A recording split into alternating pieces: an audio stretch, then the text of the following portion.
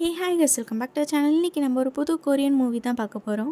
வாழ்கிறதுக்கு காசு இல்லாமல் ஒரு வேலைக்கு பல வேலையை செஞ்சு கஷ்டப்பட்டு லைஃப்பை ஓட்டிகிட்ருக்க நம்ம ஹீரோயின்கிட்ட அவங்களோட பர்த்டே அன்றைக்கி ஒரு ஸ்ட்ரேஞ்சர் வந்து சொல்கிறாங்க, இன்னும் 6 மணி நேரத்தில் நீ சாக போகிற அப்படின்ட்டு. நம்ம ஹீரோயின் மட்டும் இல்லாமல் இதுக்கு முன்னாடி ஆல்ரெடி 2 பொண்ணுங்க இறந்துருக்காங்க. யார் இந்த சீரியல் கில்லர், எதுக்காக பொண்ணுங்களை கொலை பண்ணுறாங்க அப்படிங்கிறது தான் மீதி ஸ்டோரி. இப்போ வாங்க நம்ம ட்ராமாக்குள்ளே போகலாம். ஸ்டார்டிங் சீனில் நம்ம ஹீரோயின் ஃபேக்ட்ரியில் ஒர்க் பண்ணுறாங்க. அந்த ஷிஃப்ட் முடிச்சதுக்கப்புறம் சூப்பர் மார்க்கெட்டில் ஒர்க் பண்ணுறாங்க. அப்போ ஒரு போலீஸ் ஆஃபீஸர் வந்து பேசுகிறாங்க. இல்லை, இந்த போலீஸ் ஆஃபீஸர் நம்ம ஹீரோனோட ஃப்ரெண்டு போல்.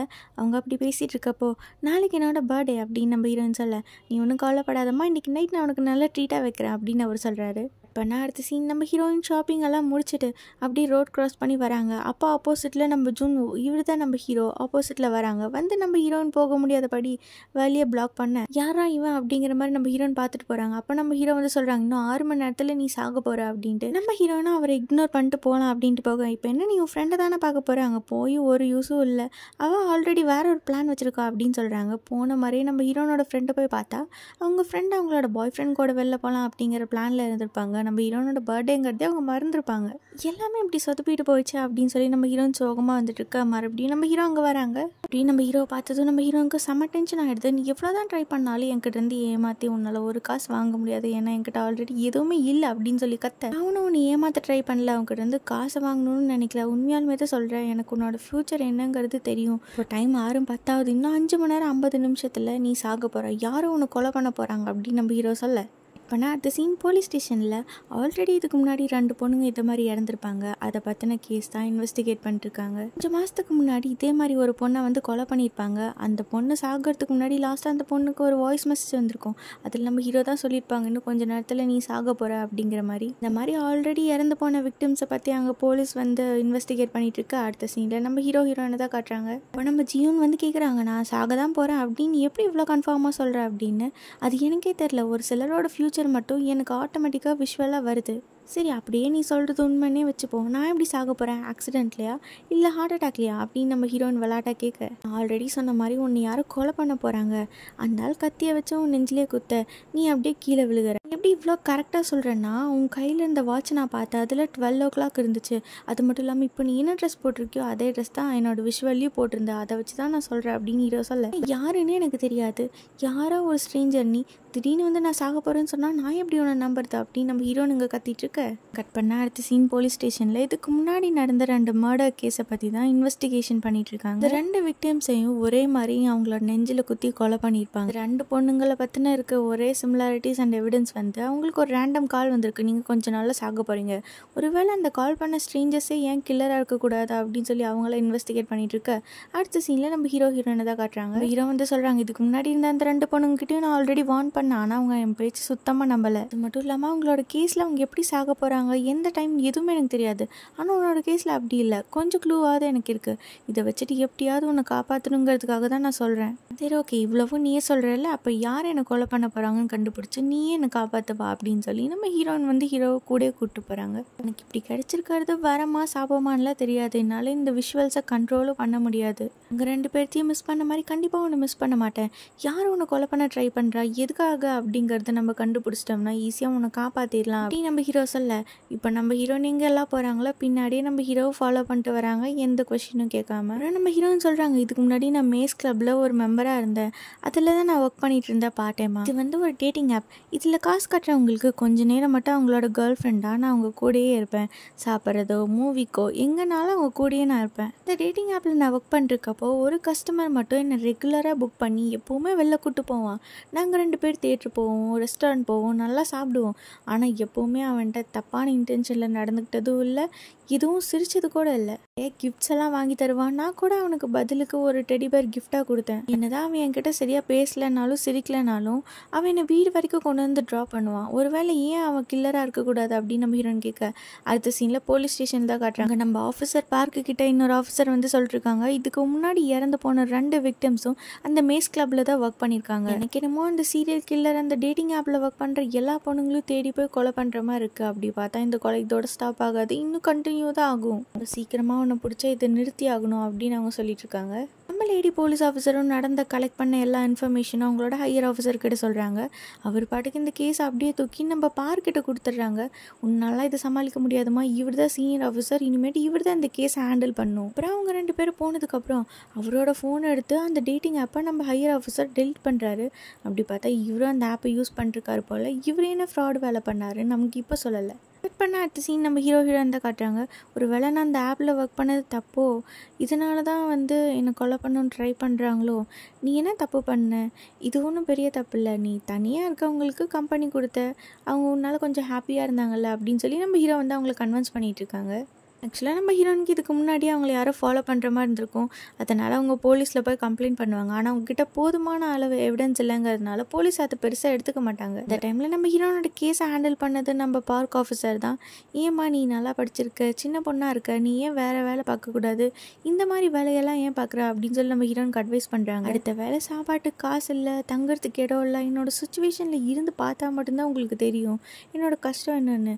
இந்த மாதிரி ஒரு சுச்சுவேஷனில் எந்த வேலை கிடைச்சாலும் நான்லாம் கண்டிப்பாக பண்ணுவேன் அப்படிங்கிற மாதிரி நம்ம ஹீரோயின் சொல்லிட்டு இருக்காங்க. இப்போ பாஸ்டில் நடந்ததெல்லாம் நம்ம ஹீரோயின் ஹீரோ கிட்ட ஷேர் பண்ணிட்டு இருக்காங்க.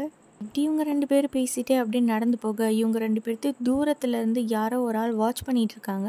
இவங்க ஒரு வழியாக அந்த ஸ்டாக்கரோட வீட்டுக்கு போயிடுறாங்க. அங்கே போய் பார்த்தா ஒரு ஆள் சொல்கிறாங்க, இப்போ தாங்க அவன் ஊருக்கு போகலான்னு கிளம்பி போனான் அப்படின்னு. இதை கேட்டதும் நம்ம ஹீரோயின் ஷாக்காக இவங்க 2 பேர்த்தையும் ஃபாலோ பண்ணிருந்த அந்த ஆள் இந்த ரிப்போர்ட் எல்லாத்தையுமே நம்ம பார்க்கிட்ட சொல்கிறாங்க. இந்த பொண்ணு கூட யாரோ ஒரு ஆள் இருக்கா, இவங்க கூட தான் இந்த பொண்ணு இன்னும் சுற்றிட்டு இருக்கா அப்படின்னு சொல்ல, அந்த ஆளோட ஃபோட்டோ எடுத்து எனக்கு அனுப்பு அப்படின்னு பார்க் கேட்க, ஹீரோனுக்கு எதுவும் ஆகக்கூடாதுங்கிறதுக்காக தான் சீக்ரெட்டாக ஒரு ஆள் வச்சு நம்ம பார்க் ஃபாலோ பண்ணிருப்பார் போல். இப்போ இறந்து போன அந்த 2 விக்டிம் பொண்ணுங்களுக்கு யார் கால் பண்ணால் யார் அந்த ஸ்டாக்கர் அப்படின்னு கண்டுபிடிக்கிற வேலையில் நம்ம பார்க் இருக்க. இவங்க நடந்து போக மறுபடியும் நம்ம ஹீரோக்கு ஏதோ ஒரு விஷயம் வருது. அவர் அப்படியே ரோட்லேயே உட்காந்துடுறாரு. யாரோ ஒரு பாட்டி ஹாஸ்பிட்டலில் படுத்திருக்க மாதிரி, அவங்கள சுற்றி எல்லாம் ஆளுங்க இருக்க மாதிரி நம்ம ஹீரோக்கு வர. இது அப்படியே நம்ம ஹீரோயின் கிட்ட சொல்லிடுறாங்க. அப்புறம் தான் நம்ம ஹீரோக்கு ஞாபகம் வருது, ஒரு வேளை நம்ம பாட்டியை பற்றி சொல்கிறாங்களோ அப்படின்னு கால் பண்ணி கேட்க, பாட்டியோட ஹெல்த் கண்டிஷன் நல்லா இருக்குது அப்படின்னு சொல்லி நம்ம ஹீரோனோட ரிலேட்டிவ்ஸ் எல்லாம் சொல்கிறாங்க. அப்போ இவன் சொல்கிறது உண்மைதான் போல் அப்படின்னு சொல்லி நம்ம ஹீரோனுக்கு இப்போ தான் சின்னதாக ஒரு நம்பிக்கை வருது. அடுத்த சீன்லேயே அவங்க 2 பேரும் போய் அந்த ஸ்டாக்கரை பார்க்க போகிறாங்க. நம்ம ஹீரோனோட இந்த பழைய கிளைண்ட்டை தான் அவங்கள கொலை பண்ண போகிறாங்க, இவங்க தான் கில்லராக இருக்கும் அப்படின்னு இவங்க நினச்சிட்டு இருக்கப்போ இப்போ அந்த ஆள் எக்ஸ்பிளைன் பண்ணுறாங்க. ஹீரோன் எப்போ அந்த வேலையை விட்டு போனாலோ அதுக்கப்புறம் என்னோட லைஃபே ரொம்ப மீனிங்லெஸ் ஆகிடுச்சு, எப்படியோ தனியாக இருக்கேன், எனக்கு ரொம்ப கஷ்டமாக இருக்குது, அதனால தான் நான் இந்த ஊரை விட்டே போகிறேன் அப்படின்னு சொல்லி நம்ம ஹீரோன் ஸ்டார்டிங்கில் அவங்களுக்கு ஒரு பொம்மை கொடுத்துருப்பாங்கல்ல, அதை திரும்ப ரிட்டர்ன் தராங்க. ஒரு டைம் வந்தாலும் நம்ம ஹீரோன் கூட வெளில போயிருந்தாலும் ஒரு வாட்டி கூட நம்ம ஹீரோனோட நேம் கூட கேட்டிருக்க மாட்டாங்க. இப்போ எல்லாம் சொல்லிட்டு ஃபைனலாக ஒரு குட் பை சொல்லிட்டு அவங்க அந்த இடத்த விட்டு போயிடுறாங்க. இப்போ இவன் கொலைகாரம் இல்லைன்னா யார் தான் என்ன கொலை பண்ண போகிறா, உண்மையாலுமே இதெல்லாம் நடக்க போதா இல்லை எல்லாமே உன்னோட இமேஜினேஷனா? இன்னும் நம்ம ஹீரோனுக்கு 2 ஹார்ஸ் தான் டைம் இருக்குது, அதுக்குள்ளே யார் அந்த கில்லர் அப்படின்னு கண்டுபிடிக்கணும்னு சொல்லிட்டு 2 பேரும் பயங்கர கன்ஃபியூஷனில் இருக்காங்க. ஆனால் அடுத்த சீன் போலீஸ் ஸ்டேஷனில் இறந்து போன அந்த 2 பொண்ணுங்களுக்கு ஆல்ரெடி நம்ம ஜீவன் தான் கால் பண்ணியிருப்பாங்க. இப்போ நம்ம ஹீரோட ஃபோட்டோ கூட அவங்க கண்டுபிடிச்சிட்டாங்க. இந்த மர்டர் நடந்ததும் நம்ம ஹீரோ தான் போலீஸ்க்கு கால் பண்ணி இன்ஃபார்ம் பண்ணியிருப்பாங்க.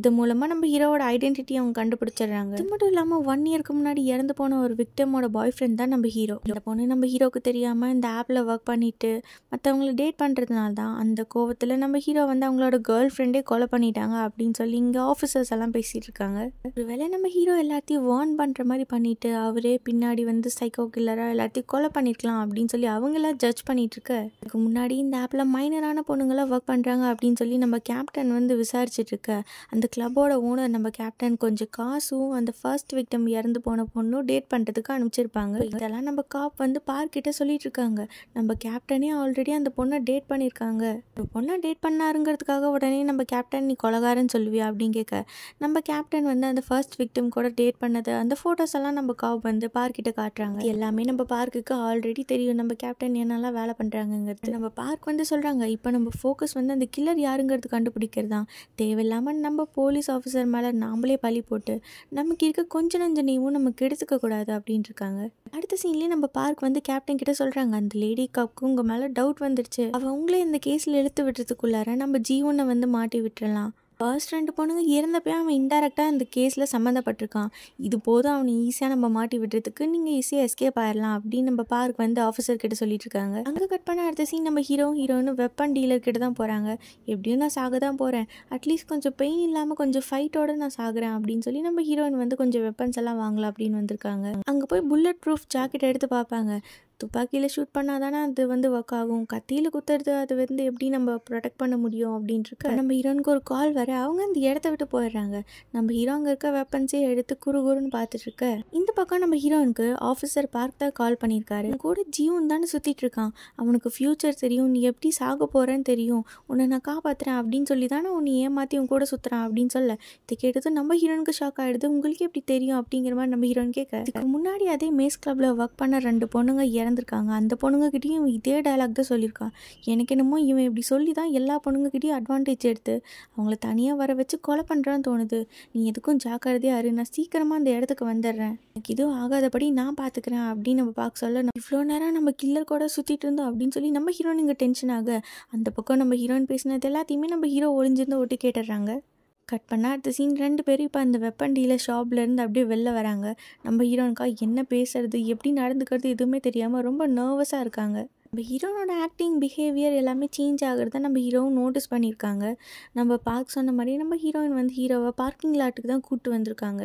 நம்ம ஹீரோவும் 12 மணிக்கு ஒரு அலாரம் வச்சுட்டு வெயிட் பண்ணிருக்க. இந்த பக்கம் நம்ம ஹீரோயின் அப்படியே பயத்தோடு நின்றுருக்காங்க, எப்படா இவன் நம்ம கொலை பண்ண போகிறான் அப்படின்னு சொல்லிட்டு. நம்ம ஹீரோயினுக்கு ஹீரோ மேலே டவுட் வந்துடுச்சு அப்படின்னு சொல்லி அவர் நல்லா புரிஞ்சுக்கிறாரு. நீ என்னை கொஞ்சம் கூட நம்பல, உன் லைஃப்பை காப்பாற்றுறதுக்காக தான் நான் இவ்வளோ கஷ்டப்பட்டுட்டு இருக்கேன். இதே மாதிரி தான் இதுக்கு முன்னாடி இறந்து போன எல்லா விக்டிம்ஸும் நான் சொல்கிறத துளி கூட நம்பாமல் அவங்க இஷ்டத்துக்கு போய் இப்போ இறந்தே போயிட்டாங்க. அட்லீஸ்ட் நீயாவது நான் சொல்கிறத கொஞ்சம் கேளு, உன் லைஃப்பை காப்பாற்றணுங்கிறதுக்காக தான் நான் இவ்வளவும் பண்ணுறேன். இதுக்கு முன்னாடி நீ யார்ட்டையும் ஃபோனில் பேசினல, அதுக்கப்புறம் இருந்தால் நீ இப்படி மாறிட்ட, நீ யார்கிட்ட பேசின சொல்லு அப்படின்னு சொல்லி நம்ம ஹீரோ வில்லத்தனமாக பேசிட்டு அப்படி கிட்ட வர ஹீரோயின் ஓடலான்னு பார்க்குறாங்க, தடுக்கி விட்டு கீழே விழுக நம்ம ஹீரோ அப்படியே பிடிச்சிடுறாங்க. அப்போது பார்க்கிங் லாட்குள்ளார ஒரு கார் வருது. நம்ம பார்க்கு கன் பாயிண்ட்ல வந்து நிற்கிறாரு, ஒழுங்கா அவளை விட்டு தள்ளியேறு அப்படின்னு சொல்லி நம்ம ஹீரோக்கு எய்ம் பண்ண, அப்புறம் நம்ம ஹீரோவும் ஹீரோயினை விட்டு தள்ளி வந்துடுறாங்க. அப்போ நம்ம பார்க் வந்து சொல்கிறாங்க, இப்படி தான் ஒரு பொண்ணுங்க கிட்டேயும் போய் உன் ஃப்யூச்சரை பற்றி எனக்கு தெரியும், நான் உன் லைஃப்பை காப்பாற்றுறேன் அப்படின்னு சொல்லி நீயா ஒரு ஸ்டோரி உருவாக்கி உன் வலையில் அவங்கள விழ வச்சு நீ அவங்கள தனியாக கூட்டிகிட்டு போய் கொலை பண்ணுறதானே அப்படின்னு நம்ம பார்க்க சொல்ல. அப்போ நம்ம பார்க் கையில் இருக்க டாட்டூவை நம்ம ஹீரோ பார்க்குறாங்க. நம்ம ஹீரோவோட விஷனில் வந்த கொலைகாரங்களோட கையில் இதே டாட்டூ தான் இருந்திருக்கும். அப்படின்னு நம்ம போலீஸ் ஆஃபீஸர் பார்க் தான் அந்த கொலைகாரங்க அப்படின்னு தெரிஞ்சதும் வாங்கின கத்தி எடுத்துகிட்டு நம்ம ஹீரோ குத்தலான்னு போக, அப்போ நம்ம பார்க் வந்து ஹீரோ ஷூட் பண்ணிடுறாங்க. நம்ம ஹீரோ அப்படியே கீழே விழுக, எனக்கு எதுவும் ஆகலையே, நல்ல வேலை நான் கரெக்ட் டைமில் வந்துட்டேன், கொஞ்சம் லேட்டானதுக்கு மன்னிச்சிருமா, உன்னை எதுவும் பண்ணலையா அப்படின்னு சொல்லி நம்ம ஹீரோன் கிட்ட நல்ல மாதிரி பார்க் வந்து பேசிகிட்டு இருக்க. நம்ம ஹீரோனோட ஃபோனில் 12 மணி ஆனதும் அலாரம் அடிக்குது. ஆனால் அவங்க வாட்சில் பார்த்தா இன்னும் 12 மணிக்கு 1 மினிட் இருக்குது. நம்ம ஹீரோ என்ன சொல்லியிருப்பாங்க, 12 மணி ஆனப்போ உன்னை யாரோ கொலை பண்ணியிருப்பாங்கம்பாங்க, ஆனால் இன்னும் 1 மினிட் இருக்குது. இங்கே நம்ம ஹீரோவும் இறந்துட்டாங்க, மீதி இருக்கிறது அந்த ஆஃபீஸர் பார்க் மட்டும்தான், இன்னும் நமக்கு 1 நிமிஷம் தான் டைம் இருக்குது, அப்போ இவன் தான் அந்த கொலைகாரனா அப்படின்னு சொல்லி நம்ம ஹீரோன் அப்படியே ஷாக்காக திரும்பி பார்க்க அப்படியே வில்லத்தனமாக சிரிச்சுட்டு நம்ம ஹீரோயின் கிட்ட வராங்க. நீ தான் எல்லாத்தையும் கொலை பண்ணியா, இதுக்கு முன்னாடி இறந்த அந்த 3 பொண்ணுங்களையும் நீ தான் கொலை பண்ணியா அப்படின்னு நம்ம ஹீரோயின் கேட்க, ஆமாம் இதுக்கு முன்னாடி இறந்தவங்களையும் நான் தான் கொலை பண்ணேன், இப்போவும் நான் தான் கொலை பண்ண போகிறேன். உங்கள் இஷ்டத்துக்கு நீங்கள் பாட்டுக்கு டேட்டிங் ஆப்பில் ஒர்க் பண்ணி கண்டவங்க கூட சுற்றி பேட் எக்ஸாம்பிளாக இந்த சொசைட்டிக்கு இருக்கீங்க. உங்களை மாதிரி ஆளுங்க இங்கே வாழ்கிறதுக்கே தகுதி இல்லை, அதனால தான் உங்கள் எல்லாத்தையும் நான் கொலை பண்ண போகிறேன். எங்களை கொலை பண்ணுறதுக்கு நீ யார், நீ ஜட்ஜா இல்லை கடவுளா, நாங்கள் தப்பு பண்ணோம் நீ எப்படி முடிவு பண்ண, டேட்டிங் ஆப்பில் வேலை பண்ண எல்லா பொண்ணுங்களும் தப்பு பண்ணாங்கன்னு எந்த நிச்சயமும் இல்லை, அப்படியே நாங்கள் பண்ணியிருந்தாலும் அது என்னன்னு கேட்கறதுக்கு உனக்கு எந்த ரைட்ஸும் இல்லை அப்படின்னு சொல்ல, நீ ஓவராக பேசிட்ட அப்படின்னு சொல்லி கத்தி எடுத்து நம்ம ஹீரோன் நெஞ்சிலே குத்துறாங்க. பிளட் அப்படியே நம்ம ஹீரோனோட ட்ரெஸ் எல்லாம் ஸ்ப்ரெட் ஆக ஹீரோனோட கதை முடிஞ்சுது அப்படின்னு நினைக்கிறப்போ நம்ம ஹீரோ அங்கேருந்து வந்து போலீஸ் ஆஃபீஸரை போட்டு பயங்கரமாக அடிக்கிறாங்க.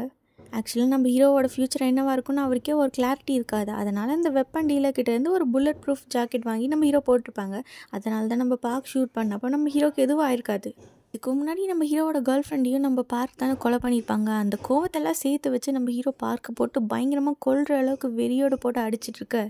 அப்போ நம்ம ஹீரோயின் வந்து சொல்கிறாங்க, அவனை நீ கொலை பண்ணனா உனக்கும் அவனுக்கும் என்ன டிஃப்ரென்ஸ் இருக்குது, அவனை நம்ம பிடிச்சிட்டோம், இதோட விட்டுரு, இதுக்கு மேலே அவனை கவர்மெண்ட் பார்த்துக்கும்.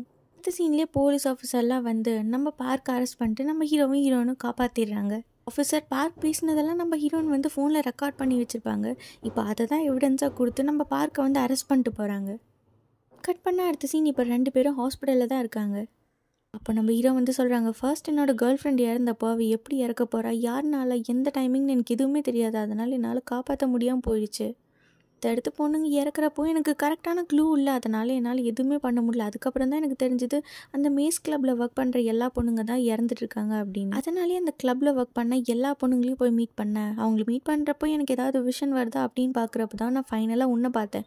உன்னை பார்த்தப்போ நீ எப்படி இறக்க போகிற, எந்த டைமிங் எனக்கு எல்லாமே தெரிஞ்சுது. அதனால தான் என்னால் உன்னை காப்பாற்ற முடிஞ்சுது. என்னோட கேர்ள் ஃப்ரெண்டை காப்பாற்ற முடியலன்னு எனக்கு ஒரு கில்ட்டி ஃபீல் இருந்தாலும் அட்லீஸ்ட் உன்ன மாதிரி ஒரு இன்னசென்ட்டை நான் காப்பாற்றிட்டேன் அப்படின்னு சொல்லி நம்ம ஹீரோ சந்தோஷப்பட. இப்போ தான் நம்ம ஹீரோயினுக்கும் புரியுது நம்ம ஹீரோ எவ்வளோ நல்லவங்க அப்படின்ட்டு.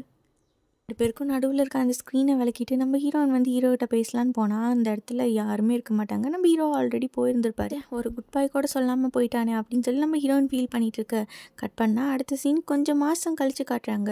மறுபடியும் நம்ம ஹீரோயின் ஸ்டார்டிங் சீன் மாதிரி ரோட் கிராஸ் பண்ண ஆப்போசிட்டில் நம்ம ஹீரோ வராங்க. நம்ம ஜீவன் சொல்கிறாங்க, இப்போ எனக்கு மற்றவங்களோட ஃப்யூச்சர் பற்றின விஷயம்லாம் வரதில்லை. இப்போ நான் கடைசி என்ன தெரியுமா பார்த்தேன், உன்ன மாதிரியே ஒரு பாட்டி அவங்க இருக்காங்க பெட்டில் படுத்துட்டு, அவங்கள சுற்றி எல்லா ஃபேமிலியும் இருக்குது, அவங்க எல்லோரும் ரொம்ப ஹாப்பியாக இருக்காங்க அப்படின்னு சொல்ல. இதுலேருந்து என்ன சொல்ல வராங்கன்னா நம்ம ஹீரோயின் பார்ட்டி ஆக வரைக்கும் ரொம்ப சந்தோஷமாக இருக்காங்க. ஹீரோனுக்குன்னு ஒரு ஃபேமிலி வந்து அவங்களோட லைஃப் இந்த மாதிரி செட்டில் ஆகுற மாதிரி நம்ம ஹீரோ சொல்ல. இதை கேட்டதும் நம்ம ஹீரோனுக்கும் ரொம்ப சந்தோஷமாயிடுது. இதோட இந்த மூவி முடியுது. நெக்ஸ்ட் நம்ம வேற ஒரு ட்ராமாவில் பார்க்கலாம்.